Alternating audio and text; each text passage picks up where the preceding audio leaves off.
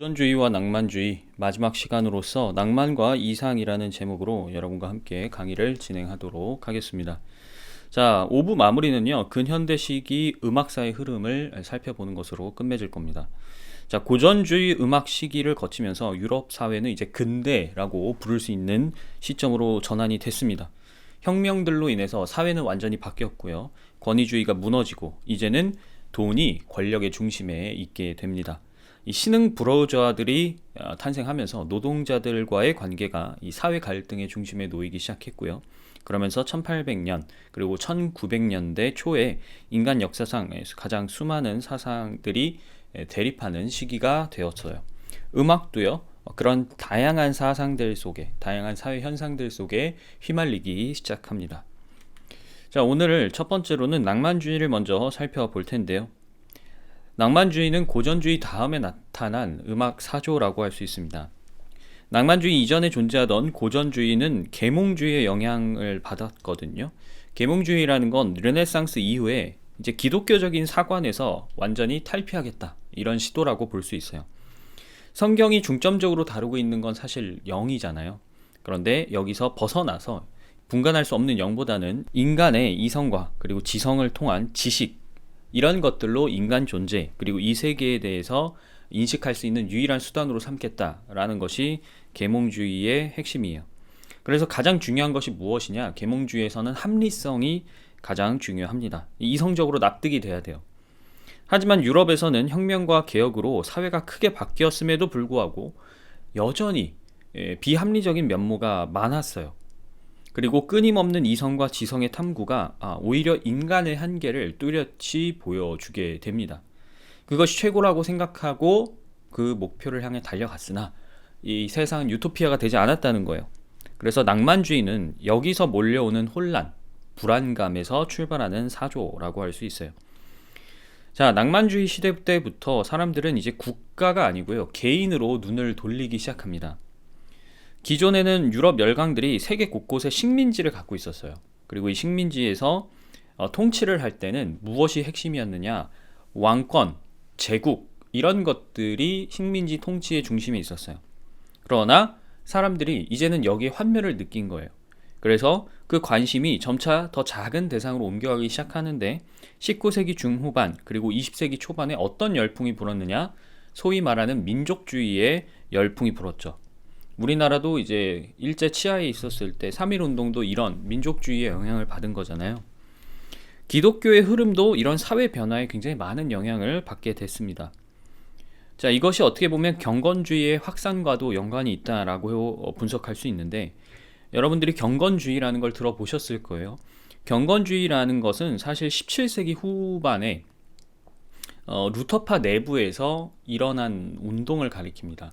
그러니까 굉장히 예전부터 있었던 하나의 운동 흐름이었는데, 기본적으로는 기존의 복음주의를 되살리기 위한 개혁 운동의 일환이에요. 그런데 이 경건주의라는 것 자체가 18세기 후반에 모라비아 형제단 탄생에 큰 영향을 미쳤고요.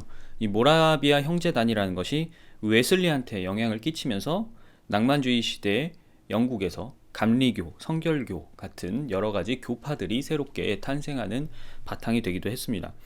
이런 교회사적인 내용은 우리가 교회사 파트 4에서 자세히 살펴볼게요. 자, 사실 낭만주의 사조 안에서는 각 예술가들이 자기의 개성을 뽐내기 시작합니다. 그래서 이 낭만주의가 갖고 있는 어떤 형식적인 측면을 무엇이다 라고 딱 한마디로 정의하기는 어려워요.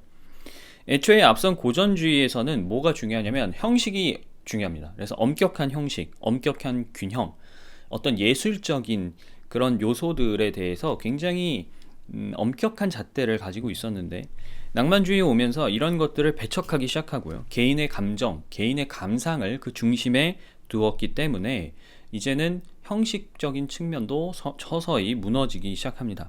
이때쯤 해서 미술계에는 사실주의라는 것도 유행을 하기 시작해요. 그전에는 종교적인 이상, 인간적인 이상을 추구했었잖아요. 그런데 이 모든 것에 환멸을 느낀 사람들, 이건 허구야, 존재하지 않아 라고 느낀 예술가들이 우리가 보는 현실을 그대로 재현해내야 된다, 그런 생각에서 이제 사실주의도 함께 유행을 해요. 자, 이런 다양한 사상들이 사회를 지배하고 또 문화 예술을 지배하면서 음악계에서도 이제 기존의 형식 틀을 깨고 자기만의 색채를 선명히 드러내는 작품들이 탄생하기 시작합니다. 게다가 고전주의 시대만 하더라도요, 음악이라는 건 귀족들한테는 수준 떨어지는 예술이었어요. 그래서 음악가들이 하찮은 대접을 받았습니다. 그런데 낭만주의 시대에 들어서는 음악가들이 높은 지위를 누리기 시작해요. 고전주의 작곡가라고 불리는 베토벤도 제가 지난 시간에 설명드렸지만 후기에는 낭만주의 색채를 아주 진하게 풍기는 작품들을 남기기 시작했는데, 저번 시간에 들어봤던 교향곡 9번 합창, 이 작품도 그런 대표적인 작품으로 평가를 받고 있어요. 자, 낭만주의 음악은 뭐냐? 간단히 얘기해서 현실을 초월한 새로운 세계를 동경하면서 자유롭고 열정적인 모습을 띠고 있다, 이렇게 표현할 수 있겠죠. 특히나 이제 시라는 것을 음악에 보다 많이 접목하기 시작을 합니다. 음악 자체가 주는 분위기가 되게 중요하게 여겨지던 시기예요. 그래서 클래식 장르로서 가곡이 정착되는 시점이 바로 이때입니다. 그 전까지 가곡은 사실 클래식 음악으로 들어가지 못했었어요. 또한 교향곡의 경우에는 표제나 설명 등이 붙으면서 작곡가가 어떤 구상으로 어떤 감상을 가지고 이 곡을 만들었는가에 대해서도 나타나기 시작합니다. 사실 이 시기에 작곡가와 작품들이 너무 많기 때문에 우리가 다 살펴볼 수는 없고요. 대표적으로 작곡가들 몇 명과 그 곡을 들어보도록 하겠습니다. 자, 첫 번째는 슈베르트입니다. 슈베르트는 가곡의 왕이라고 불리죠. 오스트리아 태생의 음악가로 굉장히 소시민적인 사람이었는데요. 그의 아버지가 빈 근처에서 초등학교를 운영하고 있었습니다. 그래서 슈베르트도 맨 처음에는 초등학교 선생님을 했어요. 그런데 본인의 적성과 너무 안 맞아서 그만두고 이후에 이제 음악 활동을 하는데 친구들한테 신세를 지면서 떠돌아다니는 생활을 합니다. 슈베르트는 베토벤을 굉장히 존경했고요. 당시 이제 독일의 최고의 문호라고 불렸던 괴테도 굉장히 존경을 했어요. 그래서 괴테의 시로 가곡을 만들어가지고 괴테한테 굉장히 많이 보냈다고 해요. 근데 괴테가 인정을 안 해줬죠.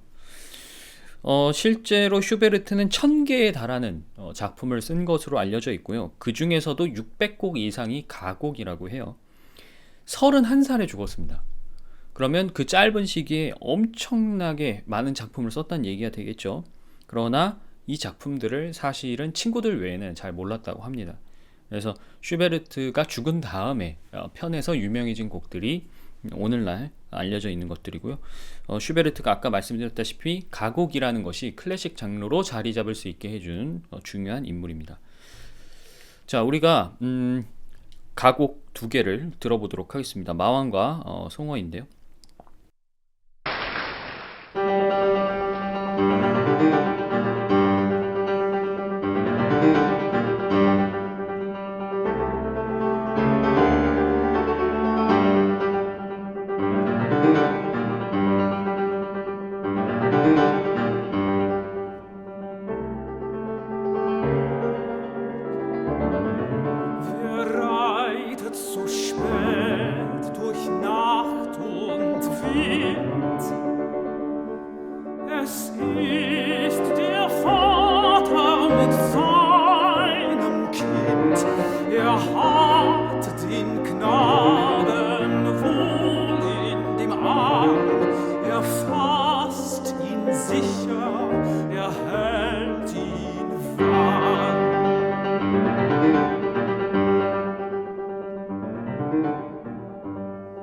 Mein Sohn, was birgst du so bang dein Gesicht? Siehst, Vater, du den Erlkönig nicht? Den Erlenkönig mit Kron und Schweif. Mein Sohn, es ist ein Nebelstreif.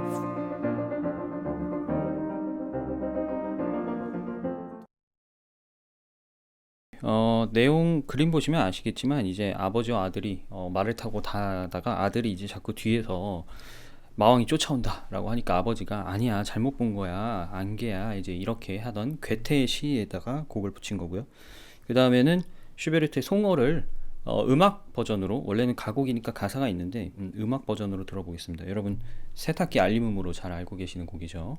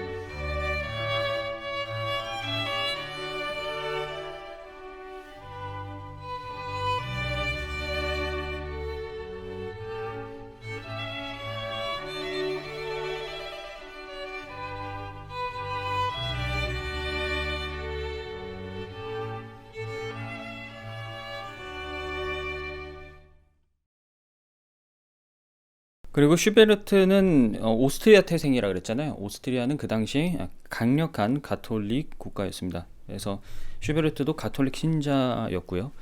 독일 미사라는 곡을 쓰기도 했는데요. 슈베르트는 일기에 무언가 이해하려면 먼저 그것을 믿어야 한다라고 쓴 바 있습니다. 그래서 인간은 신앙과 함께 이 세상에 발을 들여놓는 것이다, 이렇게 쓰기도 했죠. 슈베르트는 이제 기존의 라틴어 가사였던 미사곡이 아니라 노이만이라는 사람이 쓴 독일어 가사에 이 미사 곡조를 붙였습니다. 우리가 그 중에서 기쁨이 넘쳐뛸 때라는 부분을 한번 들어보도록 하죠.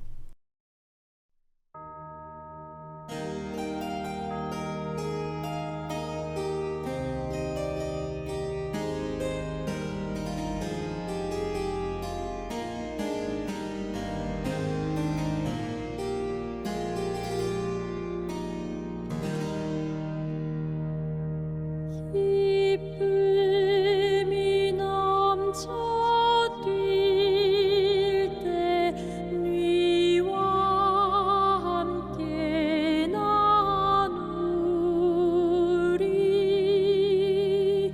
슬픔이 가득할 때 네게 하소연하리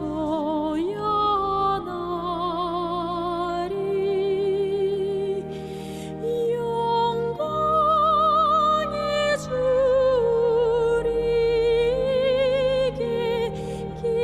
기쁨을 주시오니 서러운 눈물 씻고 주님께 나가리.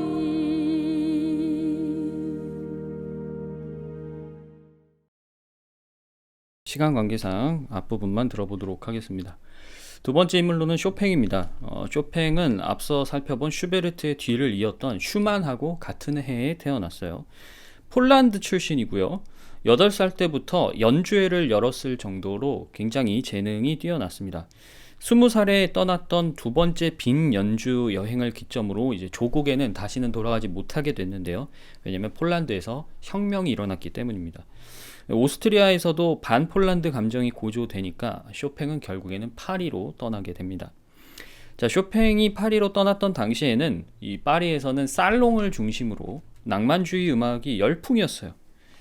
쇼팽도 파리에서 살롱 연주를 하면서 귀부인들과 여러 귀족들에게 굉장한 인기를 얻었다고 해요. 당시 쇼팽은 오늘날의 연예인처럼 인기가 있었던 것이죠. 하지만 그도 39살이라는 젊은 나이에 죽습니다. 쇼팽은 평생 피아노 곡만 썼다고 보아도 무방할 정도로 피아노를 굉장히 사랑하는 음악가였어요. 자, 쇼팽의 많은 곡들이 있지만 우리가 그 중에서도 즉흥황상곡을 들어보도록 하겠습니다.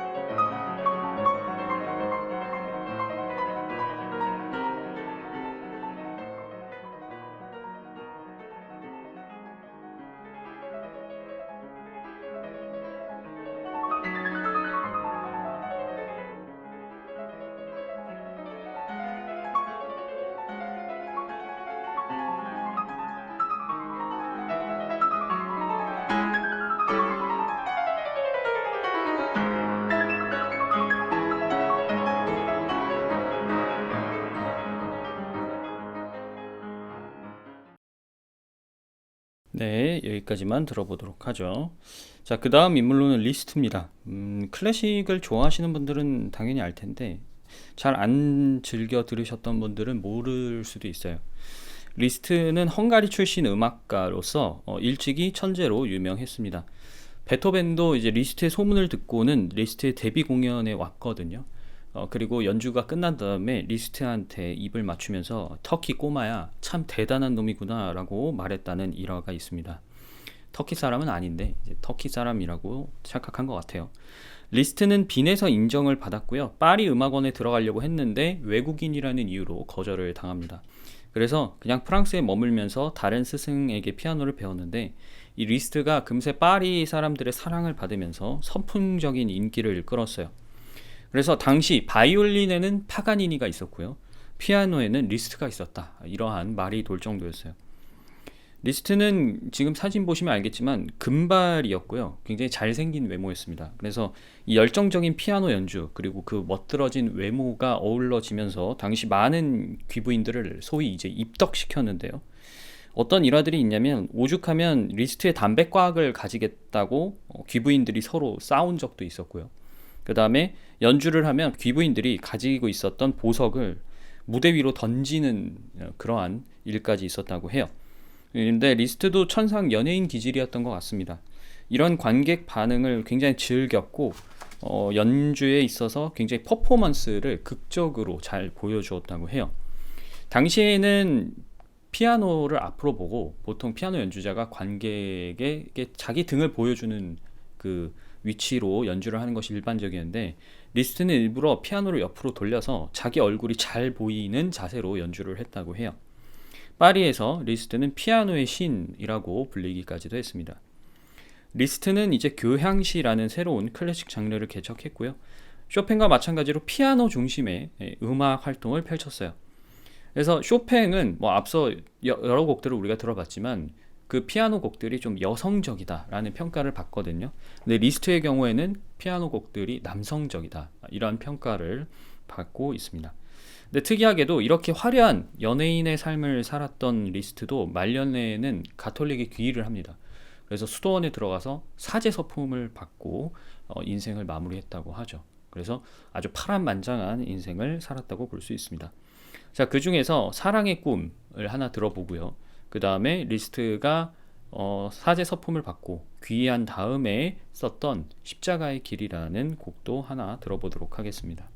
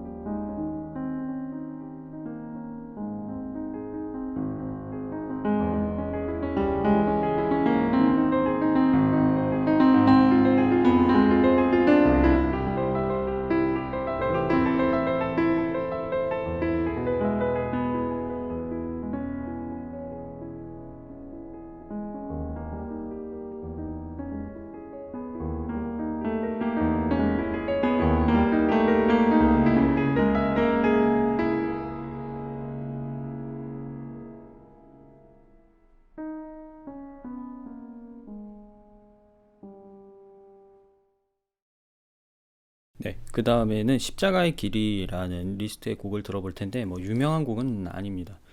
이 스테이션스라고 되어 있는데 보통은 이제 기도처라고 해요. 그래서 이 중에 첫 번째 시작 부분을 들어보도록 하겠습니다.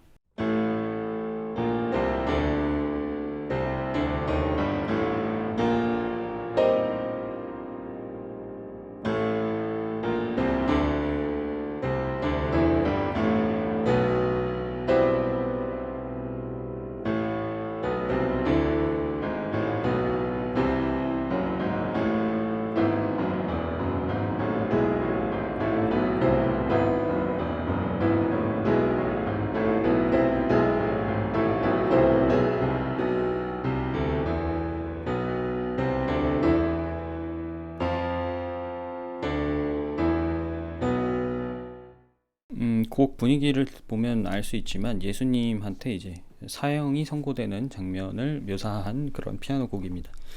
자, 그 다음 인물로는 맨델스존인데요. 맨델스존은 그전에도 좀 많이 말씀을 드렸죠. 유서 깊고 좋은 가문에서 태어난 유대계 음악가입니다. 할아버지인 모세스 맨델스존은 계몽사상가였고 철학자로서 여러분들도 들어보셨을 칸트랑 경쟁했던 인물이었어요. 그리고 나중에는 칸트와 이 벌였던 논쟁에서 또 이긴 적도 있는 대단한 그런 할아버지를 두고 있었습니다. 어쨌든 맨델스존은 19세기의 모차르트라는 평을 받았고요. 일찍이 음악은 물론 거의 모든 학문에 다 능한 천재였다고 하죠. 그는 10대 초반부터 오페라, 실내악곡, 피아노곡, 협주곡을 썼고요. 일단 집이 유복했어요. 그래서 자기가 쓴 곡을 직접 집에 오케스트라를 불러가지고 연주를 시켜볼 수 있는 그런 기회도 많았습니다. 그러니까 당연히 더 음악적인 재능들을 많이 발달시킬 수 있었겠죠. 특히나 사람들은 이 어린아이의 작품에 감탄을 금치 못했다고 해요. 우리가 저번에 들어봤던 교향곡 5번 종교개혁이라는 이 표제가 붙어 있었잖아요. 그는 그리스도인으로서 낭만주의라는 이 장르를 꽃피웠던 대표적인 음악가입니다. 여러분들이 이제 쭉 들어보시면 알겠지만 맨델스존의 특징 중 하나는 관악기, 특히 플룻을 아주 매력적으로 사용하는 작곡가라는 겁니다. 그는 자신의 곡은 물론이고요. 지휘자로서 바흐를 세상에 다시 알리는데 아주 지대한 공헌을 했습니다. 맨델스존이 없었다면 바흐는 지금도 잊혀졌을 거예요. 뿐만 아니라 베토벤, 모차르트 등 고전 음악가들도 널리 알리는 그러한 중요한 역할을 했습니다.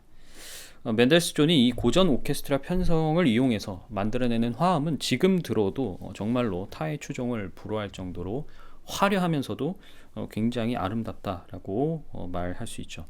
그 중에 교향곡 하나와 한여름밤의 꿈이라는 부분에서 스케르초를 들어보도록 하겠습니다. 이 교향곡 4번은 이탈리아라는 이름이 붙어 있는데요. 실제로 맨델스존이 이탈리아 여행을 하고 나서 받은 감상을 곡으로 쓴 것입니다. 이탈리아가 생각나는지 한번 들어보시죠. 어떻게 지중해 시원한 바다가 좀 떠오르시나요? 자, 그 다음에는 한여름밤의 꿈도 굉장히 유명한 작품이죠. 우리가 아는 그 결혼 행진곡도 바로 여기서 나오는데 그 중에 스케르초 부분을 들어보도록 하겠습니다.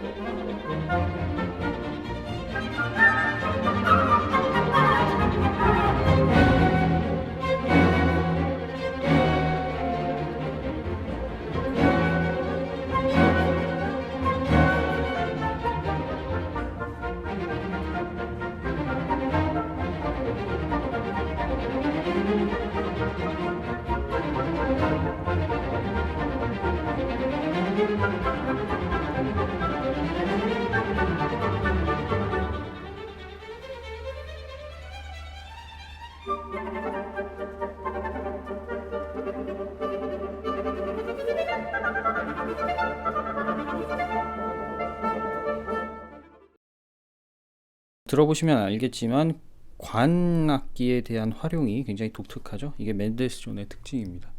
자, 그 다음 이제 후기 낭만주의로 넘어가는 중요한 두 명의 인물을 살펴보고 마칠 텐데요. 먼저 브람스입니다. 브람스는 이전에도 소개해드렸지만 낭만주의의 물결 속에서 고전주의를 계승한 사람이었어요.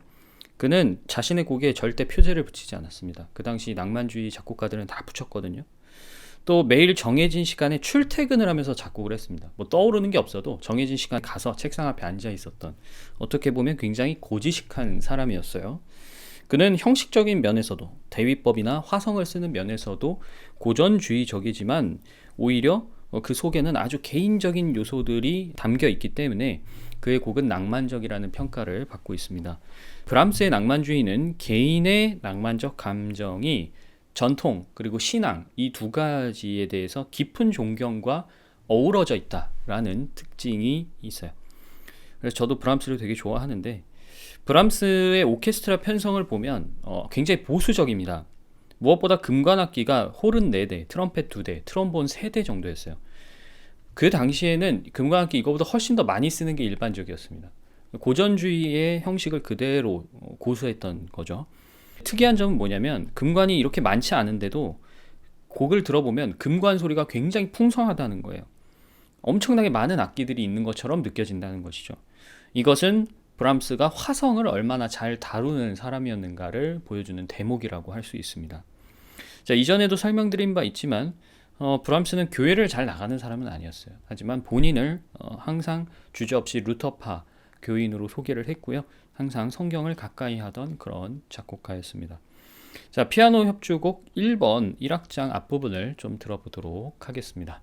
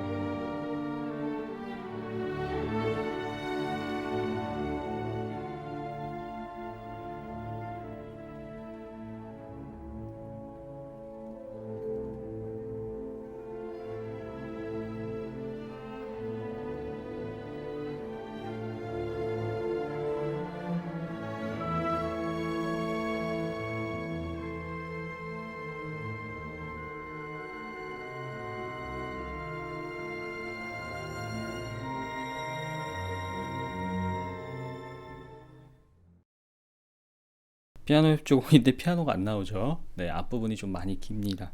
시간 관계상 앞부분만 조금 들어보도록 하겠습니다.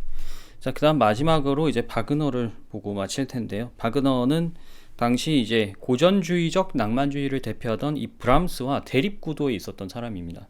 오죽하면 음악계가 브람스 편에 서는 사람 그리고 바그너 편에 선 사람으로 갈려가지고 싸울 정도였어요. 바그너는 9남매 중에 막내 아들로 태어나서 연극을 좋아하는 가족들 덕분에 어렸을 때부터 연극에 심취해서 살았습니다. 그도 베토벤의 음악을 듣고 감동을 해서 그때부터 음악 공부를 하기 시작했고요. 사실 초반에는 성공한 작품이 거의 없었습니다. 그는 음악론에 대해서 굉장히 철학적으로 접근을 했어요. 그래서 음악이라는 것은 여성, 시인은 남성이다 라고 말하면서 두 대상이 결합했을 때 예술이 성립된다 라고 주장을 했죠. 또 문학이라는 것은 어떤 특정한 시대가 아니라 본질을 상징적으로 표현하는 신화여야 된다고 주장을 했습니다. 그래서 그는 염세적인 철학, 당시 쇼펜하우어 같은 사람들의 철학이겠죠. 그 다음에 기독교, 불교를 다 섞어서 인간의 모순을 배경으로 하는 구원서사를 항상 자신의 극의 중심에 두었습니다. 그는 음악극이라는 장르를 위해서 음악을 썼어요. 음악을 위해서라기보다는. 그래서 음악이라는 건 바그너한테 항상 종합 예술이어야 예술로서의 가치가 있다라고 여겨졌습니다. 우리가 잘 알아야 될 점 중에 하나는 무엇보다 바그너가 흔히 반유대주의자로 유명하다는 거예요. 그는 대중, 그러니까 독일 대중이 유대인 음악가들, 예를 들면 아까 들었던 당대 멘델스존 같은 음악가들을 선호하지 않는다라고 주장하면서 유대인들이 그 고유의 문화, 풍습을 버리고 우리와 함께 섞여 들어야 된다라고 얘기를 했어요. 특히나 그는 예수님이 그리스계이다, 유대인이 아니다라고 주장을 하고 신약과 구약은 서로 관계가 없다. 이스라엘의 여호와는 예수님이 말씀하는 아버지가 아니다. 이러한 주장들을 하면서 구약과 신약의 연결고리를 계속 끊어내려고 했어요. 그래서 그걸 가지고 반유대주의를 강화하려고 하는 모습들을 보였습니다. 그는 예수님을 성인으로서는 존경했으나 그것이 신앙적인 측면은 아니었어요. 오히려 불교의 매료가 돼가지고 불교 오페라도 만들려고 했었습니다. 이것은 뭐 니체 같은 당시 이제 이후에 나타날 독일 철학들, 그리고 그 뒤에 뭐 슈트라우스가 썼던 짜라투스트라는 이렇게 말했다 같은 음악적 작품들과 맥을 같이 한다라고 볼 수 있어요. 즉 이제는 신에 대해서 부정하기에 이르는 혹은 탈피하려는 그러한 시도들이 본격적으로 드러난다는 것이죠. 그럼에도 불구하고 바그너는 독일 국민들이 열광하는 음악가입니다. 종교가 있어요. 바그너 교가. 그래서 이런 배경이 있게 된 이유는 바그너가 항상 민족적인 단결, 결합 이런 것들에 대해서 강조를 했기 때문입니다. 그래서 히틀러도 바그너의 광팬이었어요. 그래서 히틀러가 나치 정권 시절에 바그너의 음악을 굉장히 즐겨 사용을 했고요. 반대로 멘델스존 유대계라 그랬잖아요. 멘델스존 같은 유대계 음악가들의 음악은 아예 듣지 못하도록 막았던 그러한 과거도 있습니다. 자, 그 중에서 니벨룽겐의 반지라고 들어보셨는지 모르겠어요. 영화 반지의 제왕의 사실 모티브가 됐다고 해도 됩니다. 그래서 그 작품 중에 발키리의 기행, 뭐 발퀴레의 기행, 뭐 발음은 다양하게 쓰는데요. 이 곡이 여러분들 지옥의 묵시록 보신 분이 계실지 모르겠습니다. 당시 이제 80년대죠. 베트남 전쟁 관련된 영화가 막 붐이 일었을 때죠. 뭐 플래툰이라든가 이런 영화들처럼 같이 나왔던 그 시대의 영화인데, 여기에 이 장군이 베트공들을 소탕하러 가면서 이 헬기에다가 스피커를 달고서 이 곡을 틉니다. 그러면서 이 지옥의 묵시록에서 이 발키리의 기행이라는 곡이 나오면서 유명해지게 됐는데요. 오늘 강의를 정리하도록 하겠습니다. 오늘은 낭만주의를 살펴봤는데요. 고전주의의 엄격한 형식, 틀 대신에 개인의 인상, 감정, 표현 등을 조금 더 중시했습니다. 가곡에는 슈베르트가 있고요. 피아노에는 쇼팽, 그리고 교향시에는 리스트, 교향곡에는 브람스, 음악극에는 바그너와 베르디, 뭐 이외에도 슈만, 멘델스존, 베를리오즈 등 엄청나게 많은 작곡가들이 있었어요. 자, 후기 낭만주의, 그 이후의 시대에 있어서 클래식 음악들도 있거든요. 그런데 우리가 클래식 탐구는 이 낭만과 이상으로 마치도록 하고요. 마지막 6부에서 조금 더 교회 음악에 집중을 해보도록 하겠습니다. 그래서 6부에서 근대 음악 장르들, 그리고 CCM, 그 다음에 우리가 사랑받는 찬송가들, 그리고 그 찬송가들의 작곡가들에 대해서 살펴보고 전체 교양 강좌를 마무리하도록 하죠.